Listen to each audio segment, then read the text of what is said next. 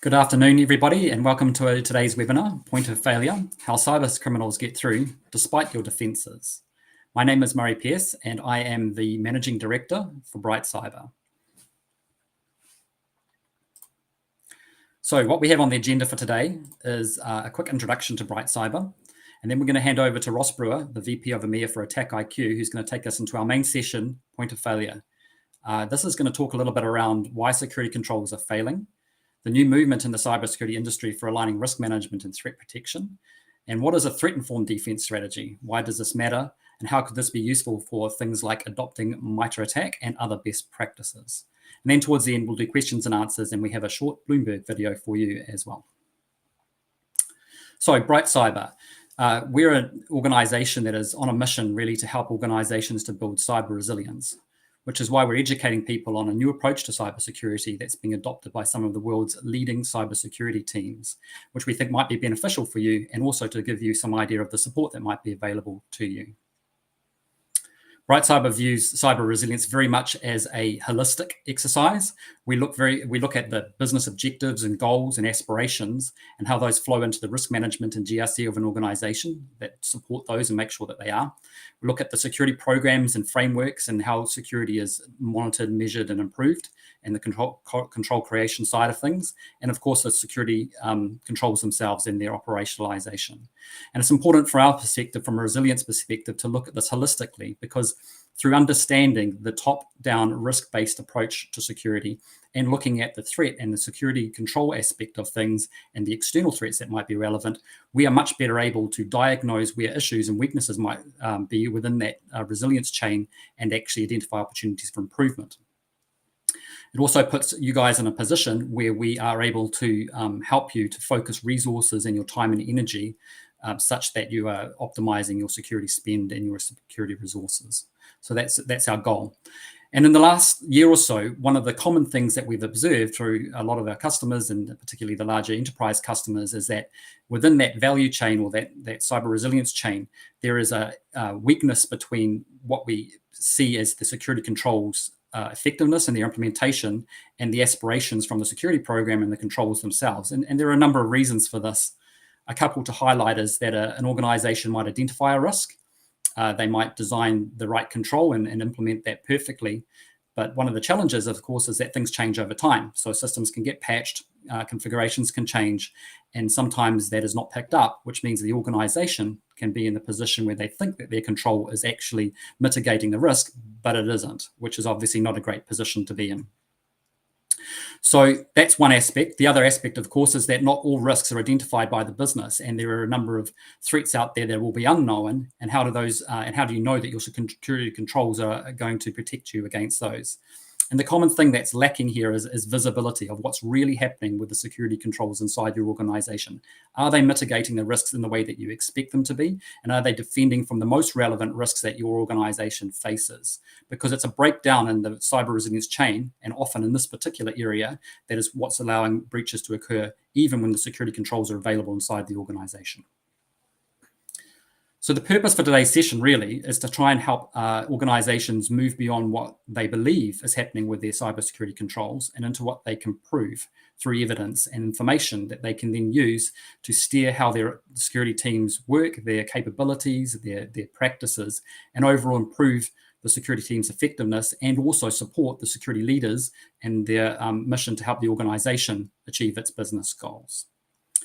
So that's a little bit about Bright Cyber, an introduction to the session today and why we're doing what we're doing. And on that note, I'd just like to hand over to Ross Brewer, who will take us into the main session. Thank you, Murray. And thank you to the attendees that have honored us with their time today. My name's Ross Brewer. I'm the Vice President and General Manager for AttackIQ's Europe, Middle East and Africa, as well as Asia Pacific and Japan business units. I've been in cybersecurity for the past 30 years.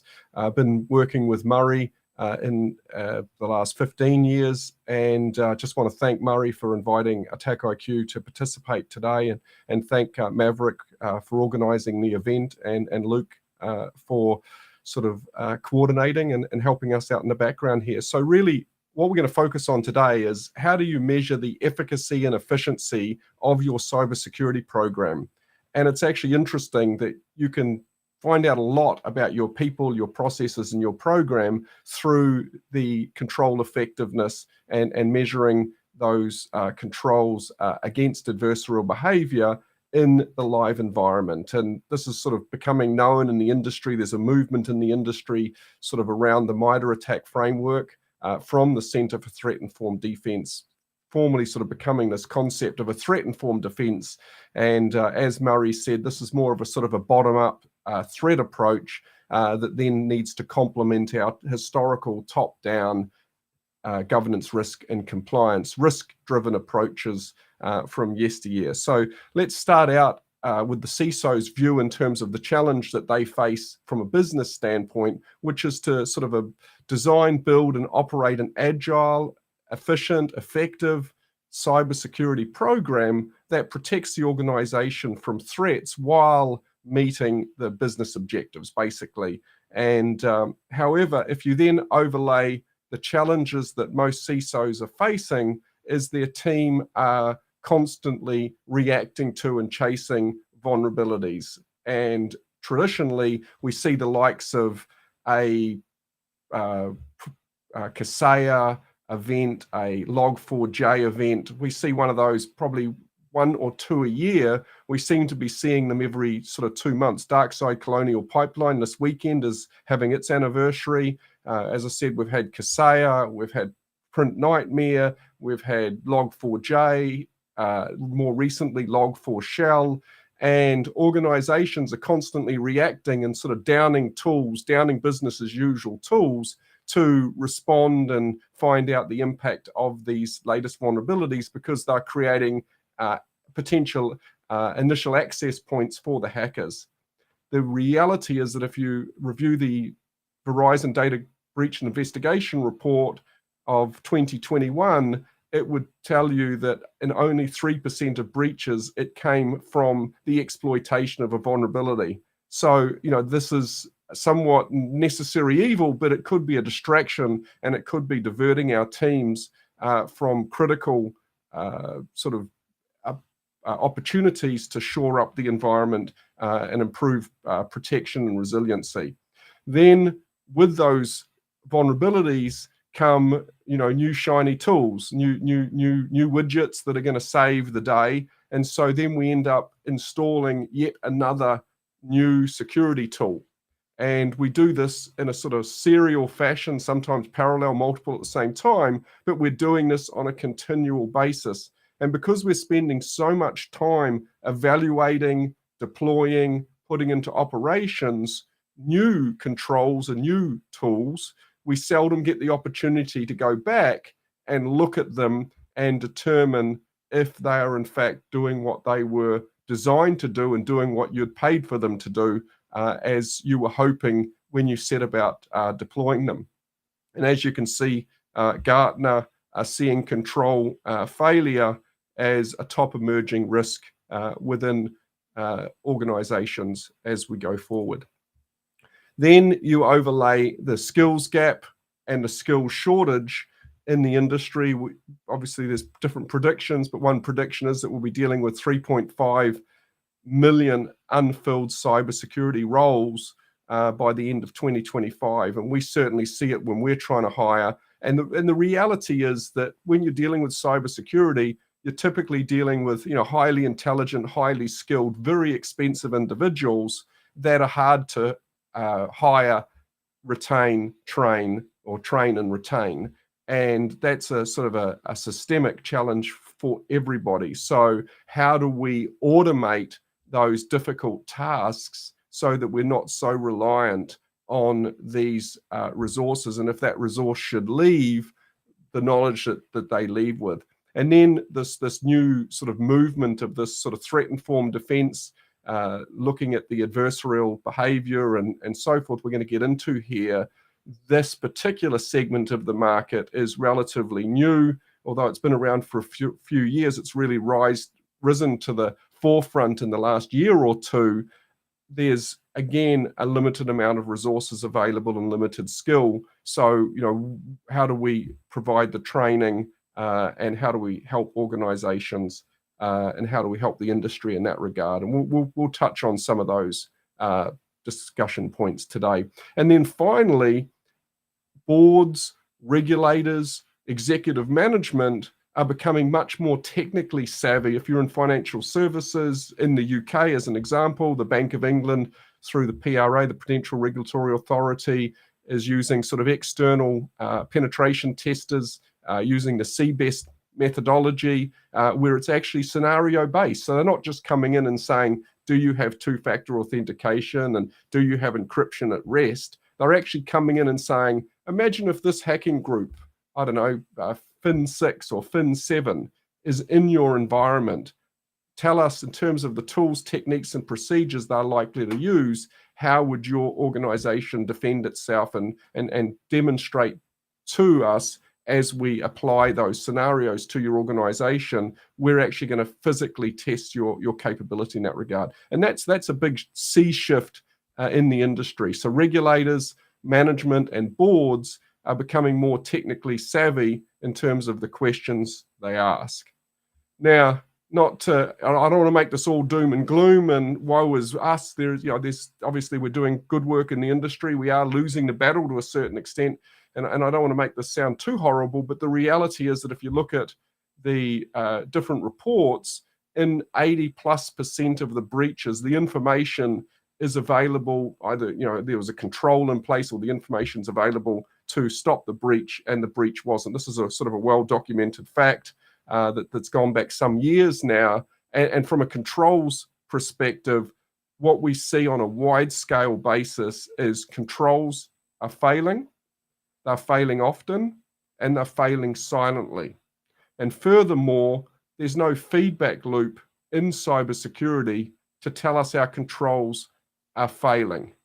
And if you think about it, if you look at a safety system on a car, you get the feedback on the ABS, the brakes, the engine, the oil. You've got these safety feedback systems throughout the ecosystem to let you know whether it's operating at optimum capacity or capability.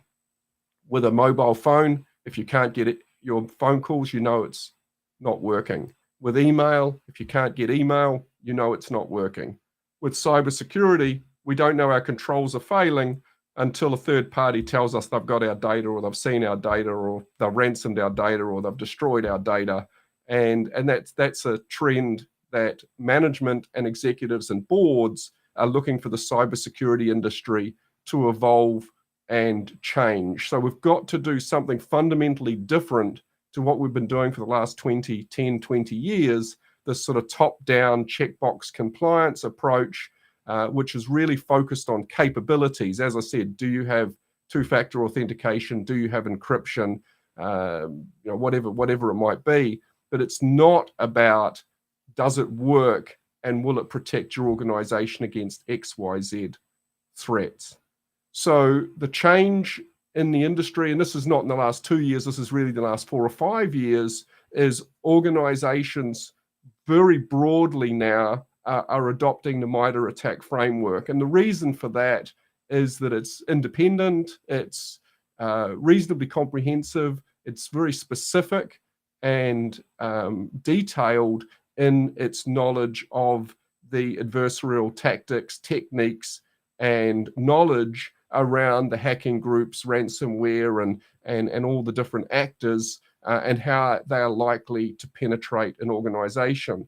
So this is the biggest thing that's happened to the cybersecurity industry, I think, in the last sort of decade or two, because it gives us something now that we can have a tangible conversation with our teams around in terms of where we're at, and actually measure our effectiveness, and also give us a framework to be able to work through. So I think many of you are either standardizing on, or at least looking to as a reference guide. And then where we see challenges is there's several hundred TTPs, tools, techniques, and procedures in the MITRE ATT&CK matrix, and organizations are tending to struggle in prioritization and operationalization of MITRE. So there's a further automation opportunity there for all. I just want to touch on the evolution of the MITRE ATT&CK framework and its adoption. It really became so explosively adopted that the MITRE organization in the US, who's actually a public body to serve federal needs and ensure that federal systems are safe and they're doing good in that regard, it's not really designed to support the global commercial world with a best practice framework, and it was never funded to facilitate that level of success and adoption globally. But since the success of the MITRE ATT&CK framework, a new entity was formed called the MITRE Ingenuity Center for Threat-Informed Defense, and it's a consortium of organizations, both profit and non-profit, that are there to help provide funding and resources to continue to work with MITRE and continue the good work of expanding, improving, and driving the adoption of the MITRE ATT&CK framework. And as you can see, AttackIQ is a founding founding research partner within what we call the CTID, the Center for Threat-Informed Defense. So we're actively working on the research projects with the consortium and the community, and we'll share some of those later. But I think this is a good resource for you to be able to lean on. So if you're familiar with MITRE ATT&CK, but you haven't seen what's happened with the Center for Threat-Informed Defense, by all means, please go and look at the website and the resources that sit beneath it. As I said, you can see a link in the slides here. And if you'd like a copy of the slides, please email Murray after the event, murray.pierce@brightcyber.co.uk. And it's in the bottom part of the picture there. And Murray will get you a copy of the presentation. Now, if we think about a threat-informed defense and having a program based on this sort of new sort of philosophy, this new movement, it really uses the testing telemetry to then help you much better make decisions. So we have this notion of if you can't measure it, you can't manage it. We have this notion in the industry, people are talking a lot about data-driven decisions, evidence-based security. All of these things are made possible through adoption of a threat-informed defense, and then using sort of what we're going to talk about later, breach and attack simulation capabilities or continuous security controls validation capabilities to underpin your threat-informed defense. And really, through this methodology, it'll help your team move from sort of ad hoc periodic testing, where you might do an external penetration test once a quarter or once a year, to sort of being very open, very sort of to be able to close that loop and provide that missing feedback to what's working, what's not working, and then also move from a sort of a matter of what you think you know, what your team's opinion is, to, as Murray said at the outset here, what you can prove. So in other words, moving from opinion to fact, moving from inefficient to efficient, moving from ineffective to effective, and then ultimately positioning cybersecurity as a business enabler. One of our public case studies is a facilities management organization that has 430,000 employees, and one of the use cases they cited in the public case study was around they're growing through acquisition, and they're able to sort of test the cyber hygiene of the organizations they're looking to acquire prior to bringing them into the infrastructure to decide whether they should trust them or not.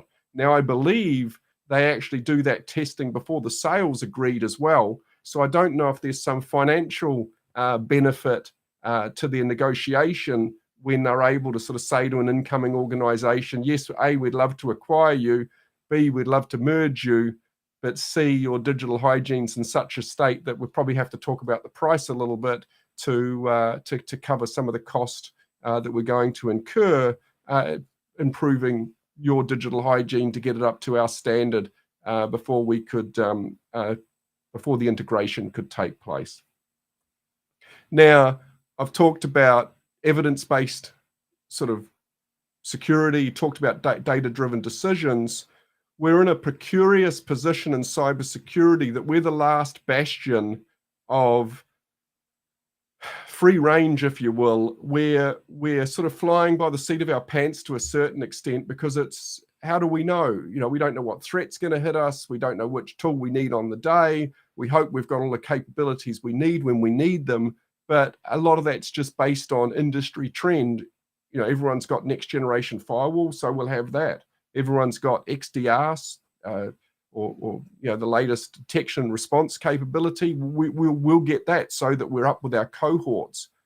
But the question that boards and businesses are now asking, they're really becoming frustrated that we don't provide the same level of detail in cybersecurity that other business functions have. So if you think about logistics these days, every truck, every package, every parcel is completely monitored. If you think about finance, every invoice, every dollar at the bank, every payment it's all known, it's all visible, and organizations can make decisions. If you think about HR, how many people, what they're paid, what their benefits are, what the expected pay rises are going to be in the coming round of reviews, again, all totally transparent, totally known. But then it comes to this sort of world of cybersecurity where we don't know, and we're not sure, and it's hard to say. And so using a threat-informed defense helps organizations build confidence, and by using intelligence, they can more effectively answer these somewhat silly questions that come up, because it's how long is a piece of string. So things like, you know, how effective are our security controls today? How secure are we? Well, how do you answer that question? Well, it's hard. But as I said, if you've got the data, you can say, okay, we are in energy, and we've looked at the actors that are likely to go after energy, and then we've profiled the tools, techniques, and procedures they're likely to use, and we've tested our capabilities against those tools, techniques, and procedures, and we're about 87% effective. Now, management, if you want to spend another $1 million or £1 million or €1 million, we could get to 90 something. Do you want to accept that risk, or do you want to spend that money? That's a data-driven decision.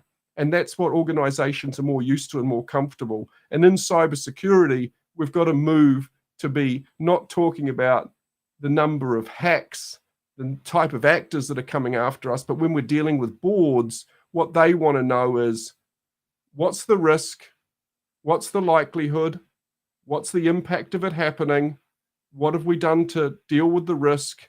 And are we spending the appropriate investment when compared to our peers and our cohorts, so that we can hold our head up high to say, yes, we are only 87% effective.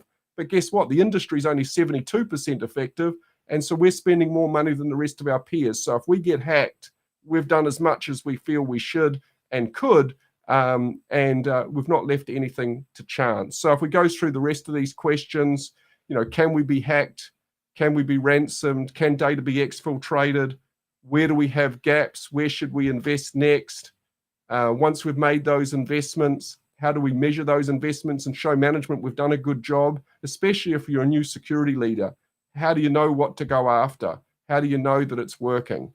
And then if we think about the cloud, how do we move to the cloud more safely, or at least understand the risks associated with having half our infrastructure in the cloud and half our infrastructure not? And then finally, how do we deal with threat of the day, whether this be a a new headline, and should we pull the cables out of the wall, or have we already dealt with the tools, techniques, and procedures likely to be used by this new sort of actor or this new vulnerability?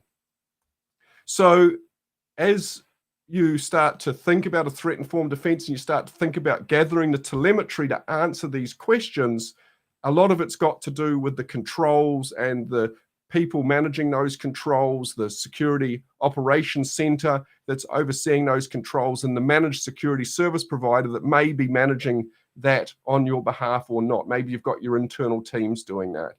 And so breach and attack simulation is the term given, the BAS market that's up and coming. It's a little bit of a, it's what Gartner have called the space. It doesn't really explain the market very well, because breach and attack simulation is very sort of penetration, red team focused. But as we gather telemetry, we can service a whole lot of other use cases. So we tend to think of this as continuous security controls validation, or really at a high level, security optimization, because you can use the data to help you build a digital transformation program for your entire security program, and then measure the effectiveness as we go along, and we'll touch on that. So as you start to look at breach and attack simulation capabilities, some of the things that you want to think about and make sure that they have are things like scalability, to be able to not just test in a lab, but also test in your production environment, but do it safely at scale. And that's easier said than done, because you can think about, and why do we have to test in production? Why the big move from testing our gold build in a lab to actually testing in the live environment? Well, guess what? It's called the gold build because it's golden. It's solid, right? It's only when a gold build gets into production and somebody changes the configuration that it then becomes a problem. It creates a gap, and it creates an entry point for hackers. And the whole methodology to a threat-informed defense is assuming breach, not obviously worrying about initial access, but assuming breach, and then saying, if these hackers got into our environment, got onto this host, got near this crown jewel, what could they do? Could they escalate privileges? Could they traverse? Could they obfuscate their activity? Could they find the crown jewels? Could they get the crown jewels out of the building? Could they, as I said, could they ransom us and whatever it might be? So scalability in live production is critical. The next part to supporting that safety is the openness of the platform and the ability to be able to make sure it's got the content, everything you're ever going to need, but you can extend that content and customize that content. And more importantly, that you can review all of that source code to know what is actually going to be done in your live production environment from a not just a change control, not just a safety standpoint, but also the big part of the second side to the MITRE sort of philosophy, one driving state of the art, the second is driving state of the practice. So this helps your team establish the practice, because they can see the tests that are going to be conducted, and they can see the results coming back in the logging, and they can learn from that. That helps them better their understanding, their remediation, their ability to defend, and ultimately their ability to go after higher order threat sort of hunting. And as I've mentioned, the vision, you want to make sure organizations that you're working with have the vision to go beyond just the tech. This isn't a technological play. It's all about the technology, but the people and the process, more importantly, the practice. And then to Murray's business, where their specialty is merging this top-down GRC to this bottom-up threat-informed defense, does the organizations and the partners that you're working with have those capabilities and those skills? Because we still live in the old world of GRC. It's like having a firewall. It's like having antivirus. We have to have it, but how do we build a sort of a combined ecosystem that delivers the ultimate end game? The content, the library of tests, scenarios, assessments, if you will, is core. You want to make sure the provider has very broad and deep content. And then the question is, what's their involvement in the community? Are they supporting the community? Are they supporting the practice? Are they going to help your team grow in terms of skill? Are they going to help you retain your team because your team's working on an exciting new area of the industry? They're gaining knowledge, they're improving their CV, their stats, their certs, or is it an organization that's sort of just taking from the community and taking all the good work that the community does and then commercializing it and then selling it out to the customers in that way?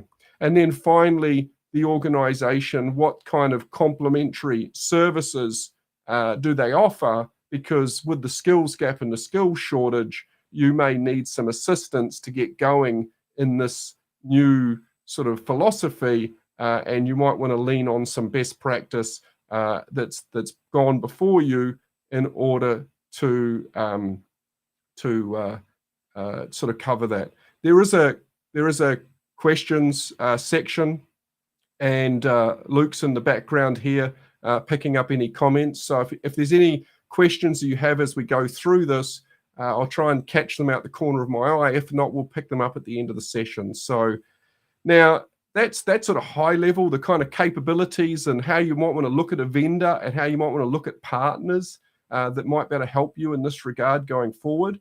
Let's drop down a level into the sort of platform capabilities and outcomes that you'll want to make sure that you future-proof your decision, because this typically starts out in a small area in terms of validating controls. It might be checking a new endpoint detection response or a new security information event management platform. And then it will quickly, there'll be different pockets within your business that'll have different needs, whether that be the cyber threat intel team, whether it be the SOC team, whether it be maybe the vulnerability management team, that also have an interest in this subject. So from a capabilities and a maturity standpoint, organizations typically start out improving their prevention sort of testing, making sure that these hacking groups, ransomware groups, tools, techniques, and procedures can be defeated. That leads into then the detection communications. Is the EDR, the endpoint detection response, communicating to the security information event management, the security operations center, the managed security service provider, and are they responding? Then that leads into detection engineering, because you'll often find that you'll have gaps in your alarms. It's very difficult to exercise certain use cases in a security information event management platform. And so being able to exercise those becomes a requirement. Level 2 maturity is that you've started to deal with the digital hygiene, and now you can start to work with analysts more proactively, doing exercises and enablement and training. And then we would want organizations really start to move beyond the digital hygiene to higher order threat hunting and remediation, and then security control validation on a continuous basis, more broadly than doing a quarterly or annual point in time check, that by the time you get the results, your infrastructure's changed and it may not be that statistically relevant. Then finally, we start to get into the real meat of control validation, which is atomic testing is great. A single test, can we use this particular privilege escalation? Can we use this particular obfuscation or this particular persistence mechanism? Those are good because we want to make sure that those are shut down. But if you're using more advanced endpoint detection response capabilities like CrowdStrike and Defender, then you'll be needing to do more advanced testing of multiple TTPs, if it will. Think of a kill chain of activity, so that you're producing more activity to trigger AI and ML based capabilities. And then once you're sort of moving through that. And by the way, you can start anywhere here and go anywhere. This is just the order that we typically see across the industry. And then you start to think about how you would validate your supply chain and your managed security service providers, and how you exercise their capability and improve or prove that you're getting what you've signed up for and you're getting the SLA that you expected. And then finally, at the highest end of a threat-informed defense practice, underpinned by a platform such as this, you're using this telemetry to better qualify, quantify, and understand your risk. You're driving a much improved posture, resiliency, and readiness. And you're really using intelligence-led evidence to drive your decision process in terms of how effective is this improvement program, and what's working, where do you have gaps, and so forth. Now, you can go to the MITRE Ingenuity Center for Threat Informed Defense and download the 2021 impact report, and this has got about 13 projects. And we were just going to sort of touch on some of those projects now in terms of the first of these projects. And AttackIQ, out of the 13, I believe we either funded, led the research, or participated, and provided a free training module for in our academy, which we'll come on to in a moment. I think out of the 13, we were very active in 7. The first being the FIN6 adversarial emulation plan, which after the APT, I think it was APT 29, was the one that came from MITRE themselves before the CTID. I think the FIN6 adversarial emulation was the first to come out of the CTID. So we helped with the funding and resources on that. MenuPass was the next one.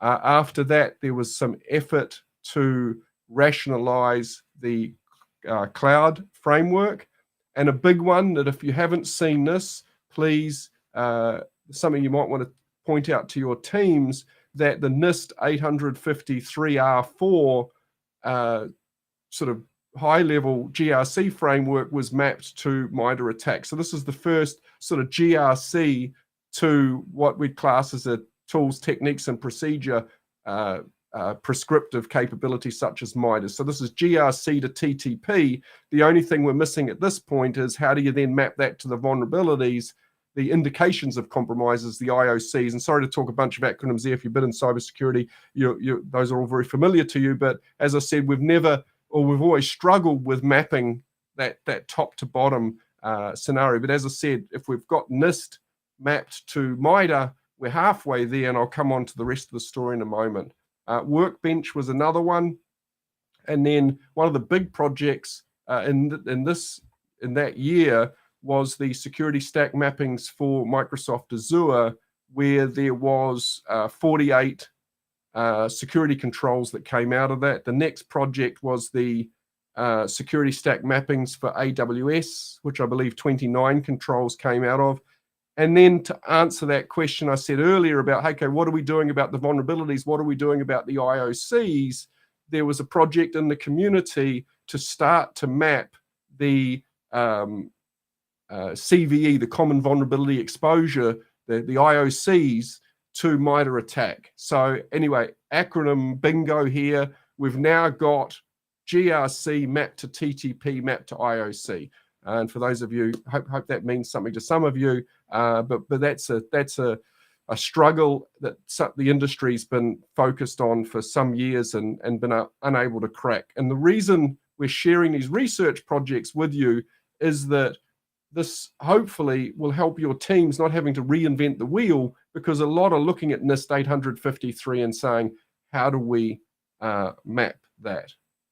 And then just touch on AttackIQ for a moment here. One of the things that we've done with our customers is we've captured best practice from existing customers, and we've documented that so that we can make it available in the form of blueprints to new customers to collapse their time to value and improve their return on investment, and drive a lower total cost of ownership. So and in this, coming back to one of the things I touched on earlier, we're helping organizations move from limited scope, manual, spotty, periodic, point-in-time testing, not statistically relevant, not broad coverage, typically not too much in production, to expansive, continuous, real-time, often all the time testing to much more effectively get a handle on all the things that we've talked about through this presentation.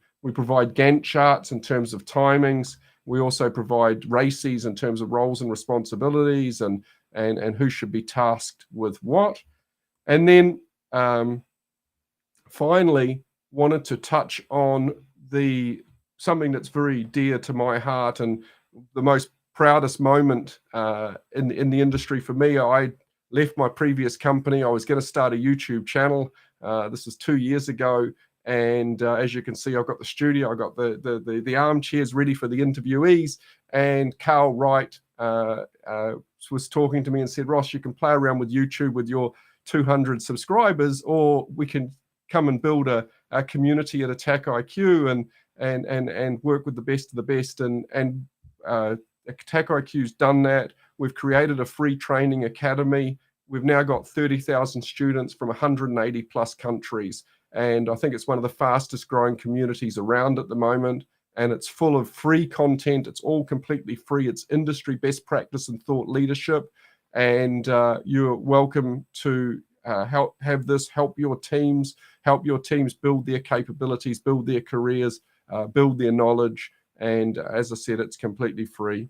And then just finally, in terms of some of the organizations that trust AttackIQ, we're sort of dealing with some of the biggest and the best in the industry in this movement towards a threat-informed defense. So from a resources perspective, please visit the AttackIQ website or pop over to Academy, get yourself signed up and start taking the courses. I'd highly, how do we gain access to Academy? You can just go to the AttackIQ website. You can see the Academy drop down there. And in fact, if you ask for this presentation, we've hot linked these, so you can actually just click on this and it'll take you to Academy. So whoever that is, then let's get you access to that. And we'll take it from there. So Murray, I think what we're going to do now was sort of open up for some questions, and then we were going to sort of leave or sort of finish out with the Bloomberg video of an interview we did last week, which is just showing the importance of cybersecurity, and with the backdrop of the geopolitical situation, how serious businesses are now taking it, that prime time news is now spending time on it. So let's, if there's any questions and answers, Murray has come back in now. Yes, hello everybody, and thank you, Ross, for that really interesting overview. And we are open for any questions that people might have. If you want to drop that into the private chat, into the chat, then we will endeavour to pick those up. Great, and Murray, just in terms of this, sort of thinking about risk and thinking about, sort of information security management systems and the sort of the merging these two together, it just be helpful to get your perspective, because you and I have spoken about this in the past, and so if you just want to share your perspective in terms of what you're seeing and how Bright Cyber is helping sort of bridge that gap with customers, because AttackIQ, we're really focused on the continuous security controls validation, the evidentiary side of it, but this has still got to be mapped back to your risk register and your change control and all of your systems, and Murray's team are experts in that regard. I think the first thing, Ross, is just taking that holistic view, looking at things, taking a step back, and rather than just focusing on one particular area, which is what I see happening in, with most of the industry, is trying to take a slightly more holistic approach and look at where within that sort of value chain, whether it's very top of the chain and there's work that needs to get done in helping to build the risk management and integrating that into the security management and all the other kind of GRC type management tools that, that might be a requirement, or is time best invested on the operational side? And until you actually have that conversation and work through those different areas, you don't know. And I think, the first stage is just to really take the time to understand those different areas within an organization and diagnose what's the most effective and most pressing matter to spend that time and energy on, rather than, hey, here's my new widget of the day, or here's the new threat of the day, let's solve that. Great, thanks, Murray. And just to a little plug for the dummies guide that's in the bottom of your corner of your screen there. This is AttackIQ's worked on a number of dummies guides. We did breach and attack simulation, we did operationalizing MITRE, but this is our sort of most advanced guide around cloud security. I believe we work with it with the likes of Google and Microsoft have got comments in this. And if you reach out to Murray via email, we'll make sure we get you a copy of this without having to steal your identity that we would on our website. So, but that's certainly something that would be interesting. And just to answer the question here, what certs do you recommend for cybersecurity specialists, especially the ones that are new to the industry? And I think, it's the usual suspects. It's the CISP, it's the certified hacking, it's the SANS courses and so forth, but that can be quite expensive for somebody coming into the industry. And this is why we created the academy, that people that are new to the industry can start coming in. What I would say to new people coming in that don't have the clout and the money behind them to be able to afford those, or an organization that can pay for those kind of certs, is really, YouTube is your friend now. There's a number of cybersecurity sort of podcasters now that are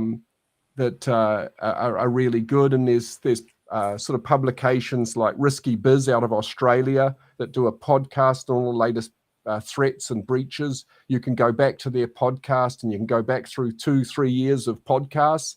And initially, when you start listening to it, it won't mean anything to you because it's all going to be Kaseya this and print mobile. And in Australia, they talk about O-Day. It's O-Day this and it's O-Day this. And you sit there thinking, what is this all about? Well, it actually means 0 day, which means an exploit that's never been seen before. But so there's different free resources that I'd encourage people, AttackIQ Academy being one.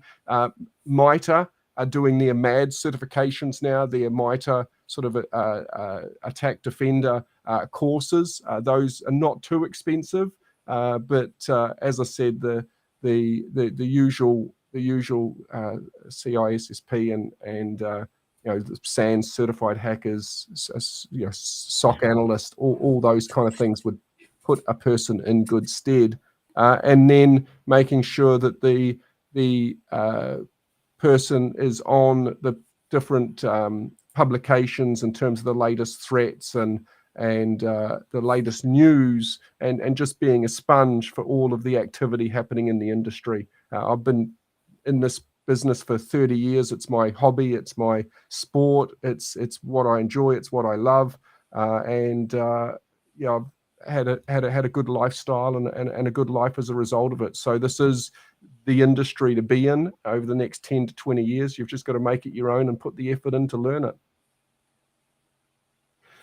Yeah, and just to add to that, there are some good communities around Discord as well. The Cyber Mentor Dojo is worth looking up in the UK, and mentoring programs good. We fall very much on the side of bringing people with talent and capability in and teaching them rather than focusing on certs. It's about building the capability to defend rather than the certification. I think that is the approach that we support. Thanks, Murray. If we don't have any more questions, just want to again thank Murray and the team, thank the Maverick team, and I think Luke is going to sort of play us out on an interview that we were invited to last Monday, which happened to be a public holiday, but the US share markets don't care about that kind of thing.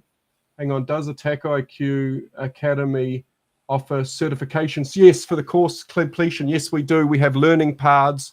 Just a plug for one of our learning paths, our purple teaming. We do like breach and attack simulation. We do operationalizing MITRE. We do purple teaming. We do moving beyond atomic testing. We even do some CISO level content. And yes, we provide certifications, badges, and things that participants can post. And we also provide credits, CPE credits towards other certifications in terms of keeping other certs up as well. And just one of our educators is Ben Opal. Ben has a background in the intelligence community in the US, and he helped develop the purple teaming doctrine for the Department of Defense and deploy it in those agencies. And he shares his spreadsheets, he shares his tools, he shares his logic freely and openly, and it's really valuable, and it's completely free. Indeed, is it a capability, but companies are asking for it? Yes, I understand, and so obviously that is important from a certification perspective. And again, I would recommend go and have a look at the Cyber Mentor Dojo. They have some really great content in there, and they can help you with the pathway for development. Yes, and just to continue on with a couple more questions coming there. Yes, and as I said, you get those certifications. You can print those out to prospective employers, but more importantly, you want to start building up your profile on LinkedIn. Start getting those certifications and getting out there. Start following people in the industry that are interesting, that are thought leaders. Learning from them, and then as I said, there's people looking for, like in the case of AttackIQ, there's people looking for those skills all the time. So the more courses you do and the more you raise that profile, the more likely you're going to get in as a graduate role or a new role if you're starting out in the industry, because you've taken the time to learn the business.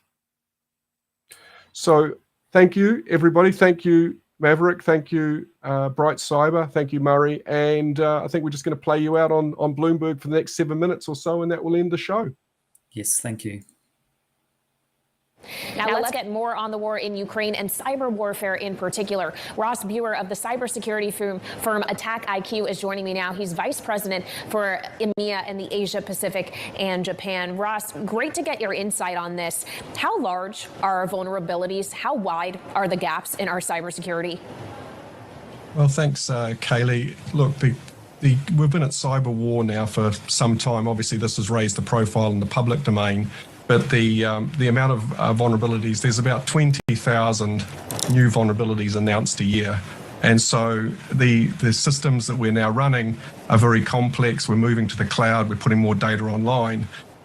So let's talk about what organizations can do. What kind of investment does it take to, as Joe was alluding to, harden your digital defenses, to lock your digital doors? Yeah, so the first thing is organizations need to identify their key assets. They need to make sure that access control is strong around those. Joe mentioned what's called two-factor authentication, where you have more than just a password. That's important as well. And then making sure that their employees are trained, they have adequate controls, and are testing those controls, testing those defenses, to making sure that they find the gaps before the organized criminals do. And then let's talk about as well the actors, because obviously a lot of the focus right now is on Russia, the potential for them to be executing cyber attacks, not just in Ukraine, but across borders here in the U.S. Have we actually seen that being borne out in reality, or are we still just talking about hypotheticals here? We see it every day, and there's many organized, there's over 100 criminal gangs that are operating, some of which come from countries that you might be mentioning today. But a lot of the techniques and procedures and the tools that they use are known, and organizations can go to bodies, public bodies in the US and in their local countries, where they can identify the kind of activities that they need to watch out for, and then make sure that they've got defenses in place to protect their organizations and their assets against those sort of scenarios. Is there a risk, Ross, of putting your eye only on one ball and focusing on Russia and the potential for attacks there, and opening up doors to other bad actors? Yes, I think that this is a real concern for the industry, that we run from headline to headline, and this is really just a headline. We talk about, is there a sort of cyber war coming? We've been in a cyber war for a number of years now, and we're seeing millions of attacks on a daily basis all over the world, but a lot of it's driven by organised criminals. there's money at stake here, and where there's money, there's crime. And so these headlines that grab our attention, we start focusing on one country or the other, that's actually a distraction. Organizations need to, rather than look outward, they need to look inward. They need to look at how their infrastructure is being developed, how they're managing it, how they're responding to incidents, and ensuring that, as I said, that they're identifying gaps in their protection and they're solving those issues without worrying about who the actor's going to be, because there's many actors, and it doesn't matter what country. We're seeing an onslaught of cybercrime on a sort of an hourly basis. And if I'm an individual as well, not just, someone who's the leader of a company or an organization, how great is the risk to individuals versus broader infrastructure, power grids, companies at a larger scale? Well, critical national infrastructure is obviously the key focus, but in terms of individuals, especially when they're working in those environments, making sure that they're not sharing the information between their work life and their personal life. Don't use the same passwords, keep your emails separate, so that you don't have a situation where, if you're compromised at home, which is a lot easier to do than compromising an organization, that what you use to sort of authenticate at home, your password and so forth, can be used then to go after the organization that you work at. And then I think it's important for employees and members of institutions to make sure that the organizations they represent are taking appropriate steps, not just to secure their customer data, but the personal data of the individual, the employees themselves as well. Yeah, I'm recalling from last month, Apple and Meta disclosing that they had been hacked because hackers literally emailed people and pretended to be authorities saying that we need all of this information. How much of the vulnerability is on sheer human error versus more systemic issues with cyber infrastructure? Well, in terms of Verizon's data breach investigation report of 2021, 85% of sort of breaches was related to human error or some human mistake that had changed the system that allowed hackers to get in, or provided information that allowed the hackers to use that information. So human is the biggest defense, but it's also our biggest weakness. That's really encouraging to hear. Finally, last question. We've talked a lot about defense, the need to bulk up defense, kind of diminish vulnerabilities. What about on offense? What can be done offensively versus defensively? Yeah, that's an interesting question, Kaylee. And I think in the industry, many years ago, we were really focused on sort of being proactive, adding those defenses because we didn't have them. And then we added sort of our reactive approach, which is the incident management side, should those defenses be sort of got through. But I think we've missed a step in the industry, and it's actually looking at the infrastructure through the eyes of the actors and then using their behavior to test our environments, to test our defenses, so that we actually ensure those investments that we made initially are working in the way that they should, but more importantly, that we don't have to use that reactive incident management because our defenses are actually solid. So I think that's the missing step in the industry that organizations are really starting to focus on now and really address. All right, really interesting stuff and an important conversation to have. Ross Brewer of AttackIQ, thank you so much for joining me.